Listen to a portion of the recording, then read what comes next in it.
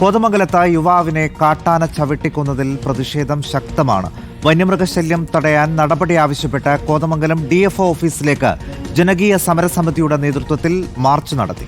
കാട്ടാന ആക്രമണത്തിൽ പ്രതിഷേധിച്ച് കോതമംഗലത്തും കുട്ടമ്പുഴയിലും UDF ആഹ്വാനം ചെയ്ത ഹർത്താൽ പൂർണ്ണമായിരുന്നു. നാട്ടുകാരുടെ കടുത്ത പ്രതിഷേധത്തിന് പിന്നാലെ ഉരുളൻതണ്ണിയിൽ വനം വകുപ്പ് കിടങ്ങ് നിർമ്മാണം തുടങ്ങി. വനം വകുപ്പ് ഉദ്യോഗസ്ഥർക്ക് വീഴ്ചയില്ല എന്നാണ് മന്ത്രിയുടെ നിലപാട്. കാട്ടാനാക്രമണത്തിൽ കൊല്ലപ്പെട്ട എൽദോസിന്റെ സംസ്കാരം വലിയ ജനാവലിയുടെ സാന്നിധ്യത്തിൽ കുറുമറ്റം പള്ളി സെമിത്തേരിയിൽ നടന്നു. സൈഫുനിസ അലിയാറുടെ വിശദാംശങ്ങളുമായി. സൈഫുനിസ, ഏറെ ദാരുണമായിരുന്നു കാട്ടാനാക്രമണത്തിൽ എൽദോസ് കൊല്ലപ്പെട്ടത്. വലിയ രീതിയിലുള്ള പ്രതിഷേധങ്ങൾക്ക് പിന്നാലെ ഇപ്പോൾ വനം വകുപ്പ് എന്ത് നടപടികളാണ് അവിടെ സ്വീകരിക്കുന്നത്? വിനീത, കാട്ടാനാക്രമണത്തിൽ എൽദോസ് മരിച്ചതിന് പിന്നാലെ വലിയ പ്രതിഷേധങ്ങൾക്കാണ് ഇന്ന് കോതമംഗലം നഗരവും ഒപ്പം തന്നെ ഉരുളൻതണ്ണിയും സാക്ഷ്യം വഹിച്ചത്.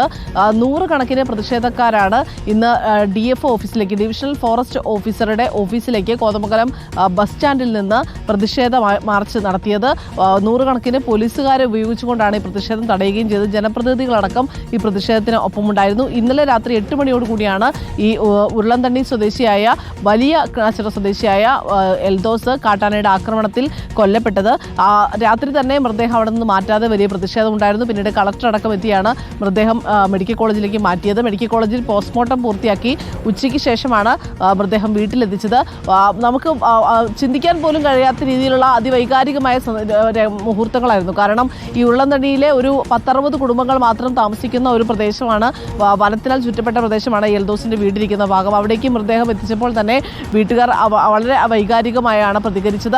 അതിനുശേഷം ഈ കുറുകുറ്റിയിലെ സെമിത്തേരിയിലാണ് വൈകിട്ട് 4:00 മൃതദേഹം സംസ്കരിച്ചത്. ഈ മൃതദേഹം സംസ്കാരം നടക്കുന്ന സമയത്ത് തന്നെയാണ് പ്രതിഷേധവും ഉണ്ടായത്. ജനങ്ങളുടെ ജീവന് പുല്ലുവിലയാണ് വനം വകുപ്പ് നൽകുന്നത് എന്നാരോപിച്ചുകൊണ്ടായിരുന്നു ഈ പ്രതിഷേധ മാർച്ച് നടന്നത്. കോതമംഗലത്തെയും ഒപ്പം തന്നെ മൂവാറ്റുപുഴയിലെയും MLA-മാരുടെ നേതൃത്വത്തിൽ കൂടിയായിരുന്നു ഈ മാർച്ച്. കോതമംഗലം രൂപത ബിഷപ്പും മാർച്ചിൽ പങ്കെടുക്കുകയും ചെയ്തു. ഇപ്പോഴും നിലവിലും ആ ഒരു സാഹചര്യം നിലനിൽക്കുകയാണ്. കാരണം നമ്മൾ ഇപ്പോൾ അവിടെ നിന്ന് പോരുമ്പോൾ പോലും അത്തരം ഒരു ഭീതിതമായ സാഹചര്യം നേരിട്ട് അനുഭവിച്ചു വരികയാണ്. ആ ഒരു അനുഭവത്തിലൂടെ തന്നെയാണ് ഇപ്പോഴും ഈ ഉരുളൻതണ്ണിയിലെ പ്രദേശവാസികൾ, പ്രത്യേകിച്ചും ഈ കൊച്ചു ക്നാച്ചിറയിലെയും വലിയ ക്നാച്ചിറയിലെയും ഒക്കെ ആളുകൾ താമസിക്കുന്നത്. കാട്ടാന കൂട്ടമോ അതല്ലെങ്കിൽ ഈ ഒറ്റയാൻ, ഇന്നലെ ഇറങ്ങിയതുപോലുള്ള ഒറ്റയാനോ ഏത് സമയം പോലും അവിടെ എത്തുന്ന രീതിയിൽ ഉള്ള സ്ഥിതിയാണുള്ളത്.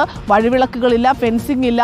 ഒരു രീതിയിലും വനം വകുപ്പ് ജനങ്ങളുടെ ജീവന് സംരക്ഷിക്കുന്ന രീതിയിലുള്ള നടപടികളൊന്നും തന്നെ നടത്തിയിട്ടില്ല എന്നാണ് നാട്ടുകാർ ആരോപിക്കുന്നത്. ഇപ്പോഴും വലിയ രീതിയിൽ ഭീതിയിലാണ്. കാരണം കാട്ടാന ഇന്നും ഇറങ്ങാനുള്ള സാധ്യതയുണ്ട് എന്നാണ് ഈ പ്രദേശവാസികൾ പറയുന്നത്. എന്തായാലും അടുത്ത ദിവസങ്ങളിലും ഈ എൽദോസിന്റെ മരണത്തെ തുടർന്നുള്ള പ്രതിഷേധം കൂടുതൽ ശക്തമാകാൻ തന്നെയാണ് സാധ്യത.